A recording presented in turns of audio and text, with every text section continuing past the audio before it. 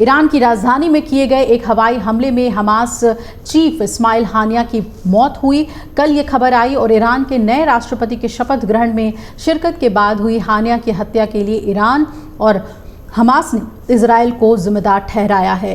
Iran के सर्वोच्च नेता आयतुल्लाह अली खामेनी ने इजराइल से बदला लेने का संकल्प जता दिया है और हमास के राजनीतिक ब्यूरो के प्रमुख ने भी हानिया जिसकी उम्र 62 साल की थी उसकी मौत के लिए इजराइल को ही जिम्मेदार ठहराया है।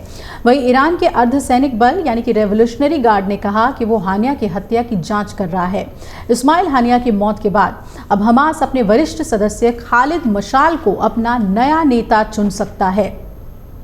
फलस्तीन क्षेत्र गाजा पर शासन करने वाले आतंकवादी समूह के एक अन्य वरिष्ठ अधिकारी खलील अल हया भी हमास का एक नया प्रमुख हो सकता है।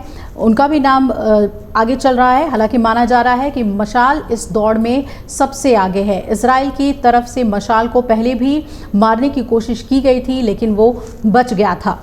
अब आपको बताते हैं कि कौन है खालिद मशाल। मशाल का जन्म 28 मई 1956 को वेस्ट बैंक में रामल्लाह के पास सिलवाड़ में हुआ था। 15 साल की उम्र में वो मिस्र स्थित सुन्नी इस्लामी संगठन मुस्लिम ब्रदरहुड में शामिल हो गया था, जो कि 1987 के अंत में हमास के गठन में सहायक बना। 1992 में मशाल आतंकी समूह के पोलित ब्यूरो का संस्थापक सदस्य बना और जिसका नेतृत्व उसने 1996 और 2017 के बीच किया। अपने कार्यकाल के अंत में मशाल ने पद छोड़ दिया और फिर हमास की कमान हानिया के हाथ में आ गई। यहाँ ये भी बता दें आपको कि गाजा में हमास का शीर्ष नेता यहवा सिनवार है, जिसने बीते साल 7 अक्टूबर को इजराइल पर हमले की साजिश रची थी। इस हमले में 1200 इजरायली मारे गए थे और करीब 250 लोगों को हमास ने बंधक बना लिया था। अब इसी साल अप्रैल में गाजा में इजराइल के हवाई हमले में हानिया के 3 बेटे और 4 पोते पोती मारे गए थे। हानिया की हत्या ऐसे वक्त हुई है जब अमेरिका के राष्ट्रपति जो बाइडेन का प्रशासन हमास और इजराइल के बीच अस्थायी संघर्ष विराम की कोशिश कर रहा था। हमास चीफ की तेहरान में हत्या किए जाने के बाद अब ईरानी सेना के जनरल को भी ढेर कर दिए जाने का दावा किया जा रहा है। आपको बता दें कि विदेशी मीडिया की खबर के मुताबिक ईरानी सेना का ब्रिगेडियर अमीर अली हाजीजादेह इजरायली खुफिया एजेंसी मोसाद और अमेरिकी खुफिया एजेंसी CIA की संयुक्त कार्रवाई में मारा गया है। दावा यह किया जा रहा है कि मोसाद और CIA के संयुक्त बलों ने सीरिया की राजधानी दमिश्क में एक हवाई हमले के दौरान brigadier general Amir Ali Hajizadeh को मौत के घाट उतार दिया।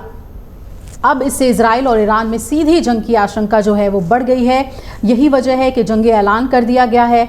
इससे पहले हमास चीफ इस्माइल हानिया उर्फ इस्माइल हानिया की हत्या के बाद ईरान ने इजराइल से बदला लेने की चेतावनी दी थी, लेकिन इस दौरान ईरानी रेवोल्यूशनरी गार्ड का आर्मी जनरल मारा गया है।